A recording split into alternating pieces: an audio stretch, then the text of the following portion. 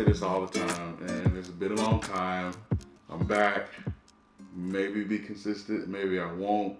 But I wanted to do a quick review of some gear I rented for a very super special project that will never see the light of day. But I did want to at least talk about the camera and give a quick feedback, give a quick review on it. And that is the Sony Fx6.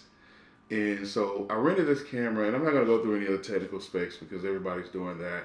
This is more so from a point of view of somebody that is teetering between switching from primary photography focus, switching to more video focus, and someone exploring the differences between your traditional DSLR and going to a full cinema camera. So this was my first experience with shooting with a cinema camera. And so the idea was, my wife was pregnant and we're giving birth to our third child. And I thought, why not do a documentary about it?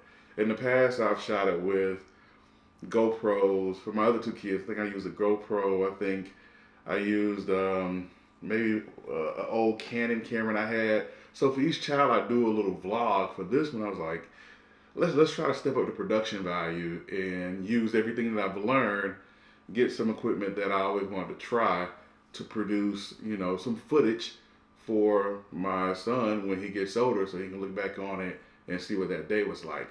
And so to do that, I decided to pick up the FX6.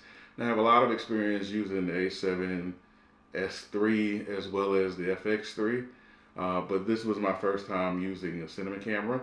And I'll start off by saying within the first day, I completely understood the differences and why people would opt for purchasing something like this as opposed to doing what I'm shooting on, which is basically taking a A7 III or some other type of DSLR and kind of rigging it to get as close to this as possible. Right off the bat, simple things like being able to quickly transition between base ISOs. The base ISO was the coolest thing to me. So you can come in at 800, shoot perfectly clean. If you need to adjust your exposure because it uses the 180 degree rule, it's just set to 180 and then think about shutter speed. If I wanted to control exposure, I did it with the built-in ND filters or with the aperture.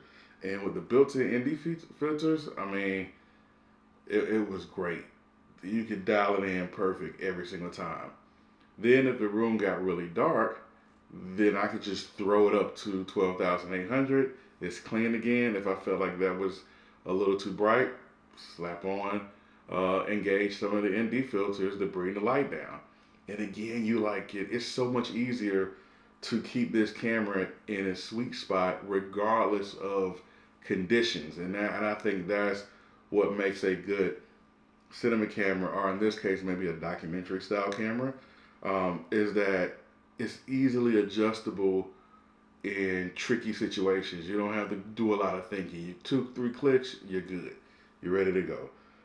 Other thing I liked about it is the autofocus was pretty good on this one, better than I thought it would be. Even with using, like what I have on it now is the Sigma 24-70, which is kind of my primary go-to lens. But with that, no complaints on performance. Slap it on, start it up, and I'm ready to shoot. I don't need to. I could use autofocus, or I could use manual focus, but it was fast, efficient, and it got a job done. The other thing I really liked about it is with the XLR jack on it, as opposed to using kind of the 3.5 millimeter microphone system that you might hang off of a DSLR, you could use, bigger mics. Like right now I have a Rode NTG4 just out of the frame, and that was the mic I had on here the full time. So now you get even better audio. And to be honest with you, the mic that's built into it is pretty good also. It's no slouch, but that ability to both use the, more beefed up microphones when you're doing your little running gun, or continue to use the onboard mic. Again, this is kind of a all-in-one system where you can just pick it up and go. I think within the first 5 minutes of picking it up, I slapped on one of my lenses, figured out how to cut it on, and was ready to go. Now, one thing I will say is that you're gonna burn through some batteries. You're gonna burn through batteries. The battery that comes with it maybe lasts an hour, and so I ended up renting a larger battery, which lasted, I want to say, 180 minutes, which is a lot better. Um, Also, memory. So I made the mistake of having 128 gig cards. Those 128 gig cards are gonna get you 60 minutes. If you're shooting a lot of footage, that's no time at all. Anybody that shoots a lot of footage will understand. So what I ended up doing was actually taking my Ninja 5 and mounted a Ninja 5 on it, and then capturing 4K off of the HDMI port. And then I could just clear out a terabyte drive and just record forever.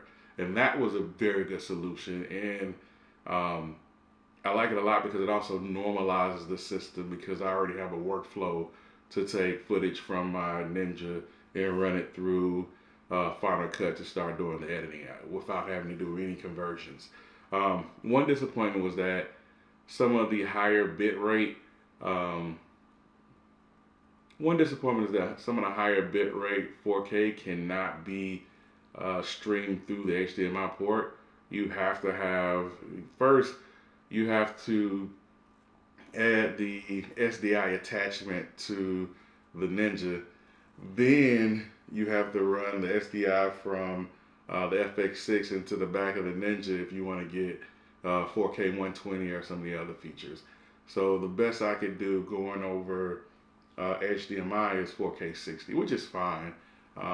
What I really enjoyed was the ability to do kind of the full 4K and not kind of the 3900 pixel 4K. And so I pretty much shot everything in more of that full 16 by 9 movie style framing, as opposed to doing the normal HD you get out of a DSLR. Ergonomics. So let's talk ergonomics. So I'm a big dude, and I like cameras with a little bit of weight on them. So this was definitely something where I see why people may call it heavy, but it's a good weight to allow you to do a lot of handheld, and you can get steady shots because there's so much weight on it. And so it was great to kind of just pick it up, tilt the camera, control the zoom, and get to shooting. And so I could capture things on the fly, go run and gun. It already has a built-in handle. I mean, one thing that I'll say about this is that you don't really need to buy anything else. You could legit, with the exception of maybe a larger memory card and primarily a larger memory card, maybe a mic if you really want one. And if you already have Sony lenses, you're good to go. Battery and memory card, that's it. And you really don't have to get those to get started. From looking at some of the cinema grade cameras, this is probably the most feature rich without having to buy a bunch of accessories. So this comes in around the same price as the red Komodo, the little nice 6K box. And I might have said it wrong. I'll edit it later if I did. But they're both about what, $6,500, $5,000 to $6,000. The difference is, for your $5,000 to $6,000, all you have to do is slap a lens on this one and put in a memory card, and you're ready to go. With that red, you have to buy a cage, you have to buy their cards, you have to do so much to get it ready to go that $6,000 cost can swiftly jump to closer to $10,000 in the blink of an eye. So that's one thing to definitely keep in mind when you're looking at it. I've been very impressed. Now, what I've been thinking is, it was fun to use, but when would I want to use this? So for a lot of the client and consumer work that I do, my go-to is the FX3, or either the A7S3. I own neither of them, but if there's a budget, I normally go with those because the picture quality is a little bit better than the A7 III that I'm using now. And of course, similar to what we're doing, you know, if you have the right lighting and you add nice effects, you're gonna get beautiful, clean footage. Like I think that what you're watching is, I think the footage is pretty clean coming out of this A7 III. Added some accent lights in the background. My key light is decently bright. It's gonna push it into a range where I can keep the ISO low, so it should be sharp. Um, but if you're dealing with kind of situations where you can't control the footage as much, you know, the FX3 and the A7S III works wonders, especially when the lighting's low. So when would I use something like this? I think if it gets into kind of, I would love to start doing some documentary style interviews for companies and go out in the field and interview people, get their feedback, things like that. If I go to that format, then I think something like this would be neat. I think something like this will give you a better all-in-one diversity to be able to pull that off quickly. So there's no need to pack a bunch of different extra ND filters and you know, or pack any other wild attachments. Really, all you need is a few extra batteries. Pick the lens you want to use, put a good mic on it, and you're good to go. And so if you're in the field and you're shooting documentaries or you're shooting on the spot interviews where you have to be more run and gun, I think this is the type of equipment that I would likely rent. Probably won't buy it because I don't see a use for it in my day to day.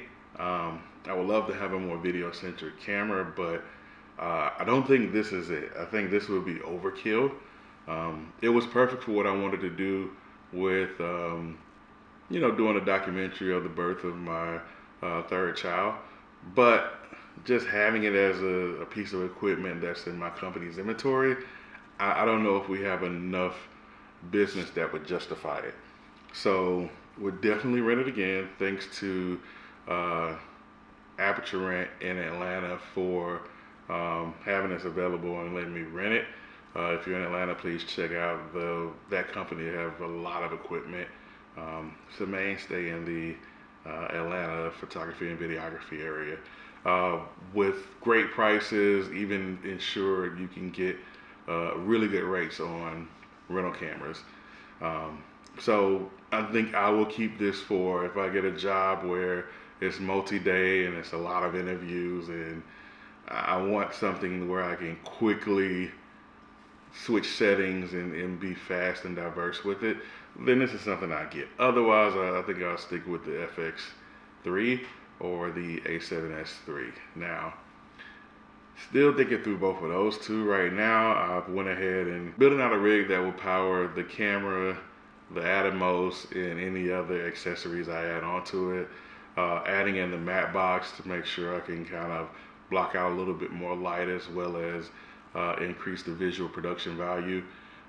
The only thing that's tricky with this setup with using the A7 III is that there's not a clean way of using XLR mics. So being able to have that onboard mic like a NTG4, I haven't figured out how to pull that off yet. So I'm still working on that piece. I have a couple of options, and maybe I'll do a video on my Frankenstein rig that I'm kind of pulling together parts I just have. But for now, I think that the usage of the FX6 will strictly be for certain paid gigs. I don't think this will make the wish list unless I just had a ton of money to just throw away. But I get it.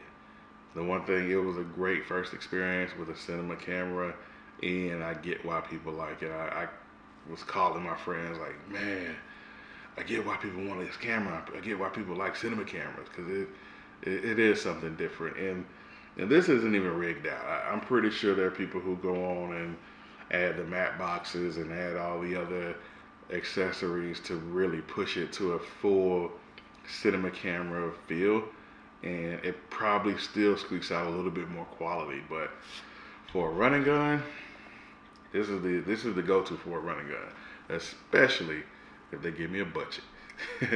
So again, thanks for watching. If you find this interesting, please like, subscribe, ring the bell. I'm gonna act like I'm going to be more consistent. Don't know. In the process of some transitions, so if you notice the set is a little different, I really don't even know where I'll be recording. So my office is in disarray. So I would like to record in my office, which is a lot smaller than this space, but we'll see. So we'll see how soon we come back to making YouTube videos, but I definitely want to get back into it. I may switch the content. I may switch over to, I still love cameras. I still love filming and things of that nature, the photography, but I may start talking about some other things, life, fatherhood. I had a vasectomy. Got a video for that coming up too. Either way, thanks for joining. Have a wonderful day. Please subscribe, all the good things, do all the things, do your due diligence, and we'll be back when we're back.